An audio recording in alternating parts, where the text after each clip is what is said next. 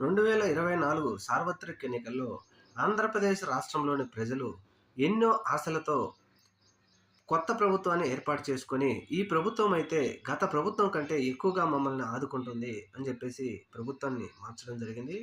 అయితే ఈ ప్రభుత్వం మారిన తర్వాత మరి ప్రజలు కోరుకున్న, ప్రజలకిచ్చిన హామీలను కొత్త ప్రభుత్వం నెరవేర్చిందా అంటే జీరో అనే చెప్పాలి.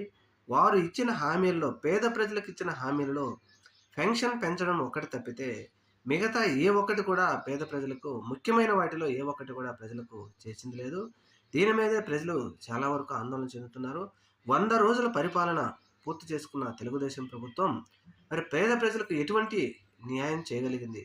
విద్య, వైద్యం లాంటి ముఖ్యమైన వాటిలో ఏమైనా అనూహ్యమైన మార్పులు తీసుకొచ్చిందా అంటే లేదని చెప్పాలి.